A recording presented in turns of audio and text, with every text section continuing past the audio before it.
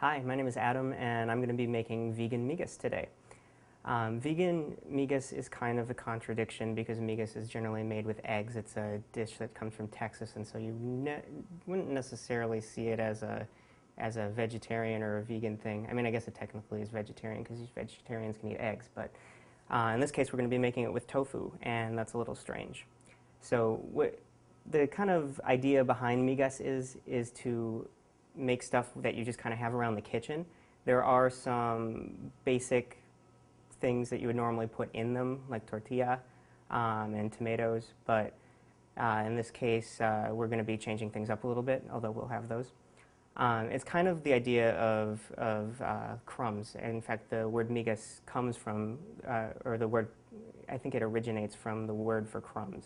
But today we're going to be using a lot of different things instead of just what you normally would get. Now let's work on the tofu.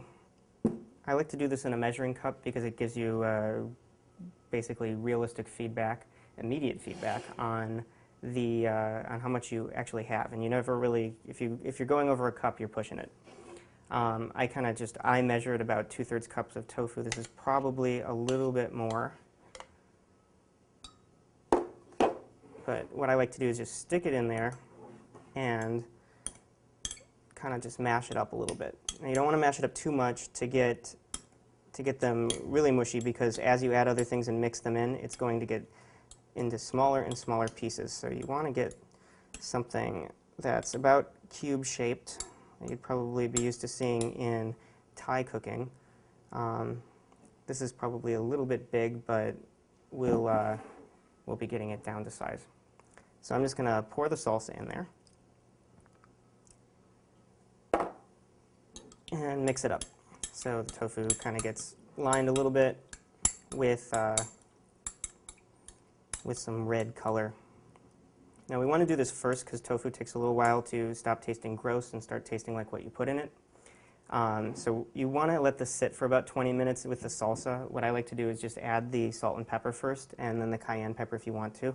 It's a little bit hefty for me.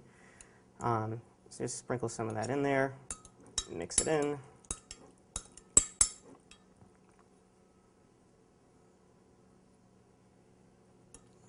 Keep going. Now it's going to seem like a lot at first because when you see the pepper on there, if you see ground black pepper, it looks like it's just a lot of stuff because it's so dark, and in contrast to the tofu, it seems like you're just over peppering it. And you probably are to a little bit of an extent, but when this mixes in with everything else, it will help flavor the rest of the dish, so it's definitely a good thing to add a little bit extra. So I'm just going to dump it all in there. Got about a half teaspoon of salt and pepper. And then for the last thing, we want to use 2 teaspoons of ginger rice wine.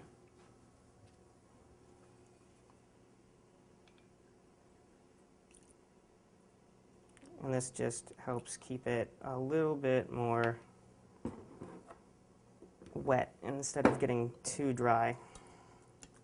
It also tastes good. So if you look here, we're a little bit short actually, which is why I've got this thing to add to it. So we can get a little bit more tofu in there. And if you don't come out to 3/4 cups at the end of this, it's okay. You can kind of just add about that much, and you'll be fine. And as you can see inside, that the tofu is getting a lot smaller than it was before because we've been mashing it up with a spoon. If you do this with a knife, it'll happen a lot too quick, so I like to use a spoon to make sure it doesn't get too small and really start to disappear into a big ball of mush. So that's it for the tofu. Now we're just going to prepare the butter. So now we're going to make the butter with a little bit of garlic. We just need to turn on the stove to high, let the pan start to heat up, and get a clove of garlic and just throw it in there because we have a little bit of time while we add the butter. Now we've got some, you may have a little bit colder soy butter than this. You want to get about 3 tablespoons in there. It really doesn't matter if you're off because you will have extra most likely, and that's fine. You'll just kind of use it as you need it when we're making the migas, and that'll do. So this will melt really quickly, and then we've got the garlic in there.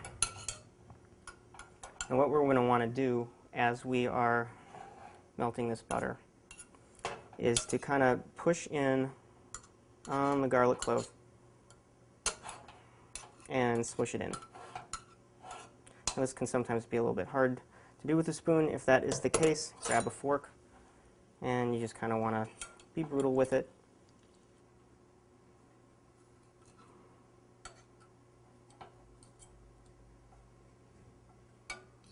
So once you've opened this up a bit, just mix it around and we should be good to go. We can start working on actually making the migas now. Bring the heat up back to high. We want to have it a little bit lower. If you have numbers on the stove, it would be an 8. And we want to put a little bit of the butter in the pan. Just a reminder, this is fake soy butter, not real butter. Once it starts to sparkle, we can start adding the tortilla in there. You can kind of just throw it in. It's not gonna, you're gonna have more tortilla than you have room. You can just let that soak up the soy butter a little bit.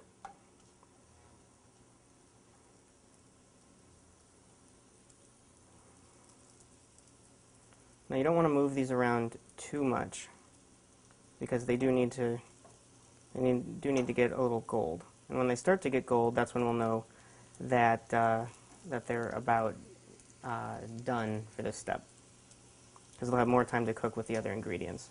However, you do not want to let them sit in the same place indefinitely. So what I like to do is kind of move them around in a circle, pushing new ones towards the middle and other ones towards the outside so they have a fair chance to cook evenly. And there, that right there is what we're looking for. We don't want to get it too far beyond that.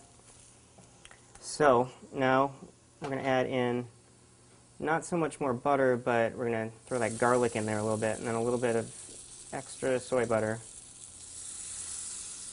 to help out the onions. Now I have a little bit more than I need here. We're not going to put them all in. And this is my favorite part because it's when it starts to smell really good.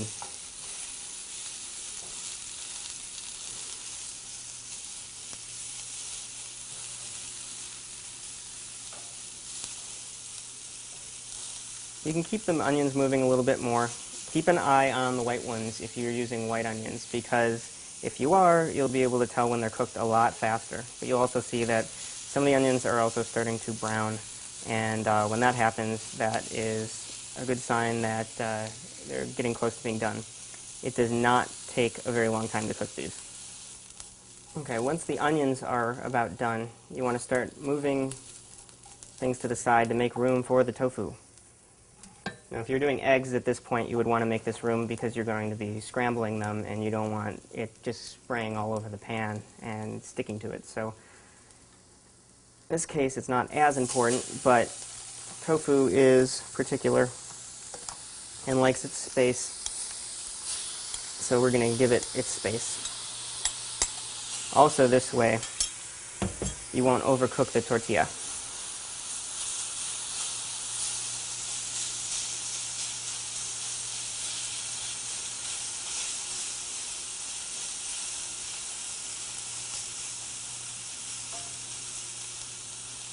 Now, tofu can be a little slow to cook, and you're not really going to see a huge change in consistency. But because of the salsa that's kind of layering it, and also because of the vinegar, it'll brown a little bit. You're not going to see that until you flip it over, so you just got to be patient, wait about a minute before we start moving stuff around again. But we can really just kind of let it sit here and do what it needs to do. Start flipping over the tofu. You can see it's a little bit browner on the other side. Now we've got a whole mess of yellow stuff in here. The tofu is pretty much done. You can cook it a little bit longer if you prefer, but it's not going to change a whole lot.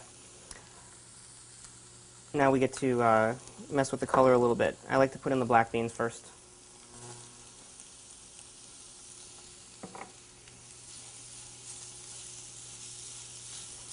Now you don't really have to spend a whole lot of time cooking these. It's really just to kind of mix it in with everything else. Black beans should already be cooked, and they should already be about room temperature. And then the nice thing about everything at this point is it's so hot that it's going to really just transfer its heat over to the vegetables you put in. And you don't need to really keep it in there for too long. So at this point, I'm going to kill the heat.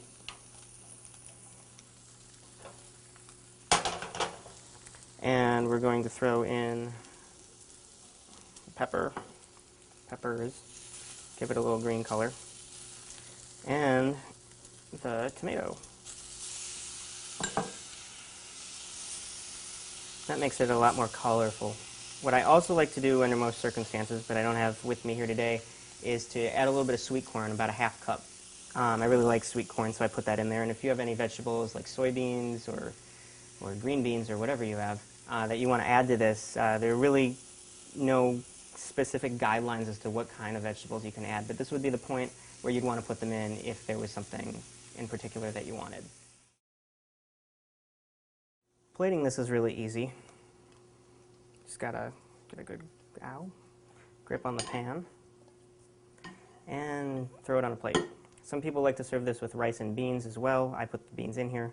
Or you could add an extra couple of corn tortillas. We're just gonna kind of get it on there. And about half of this is enough for one person.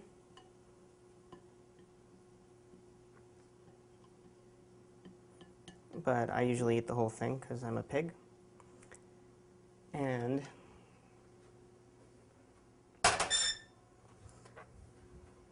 then we're just going to get the cilantro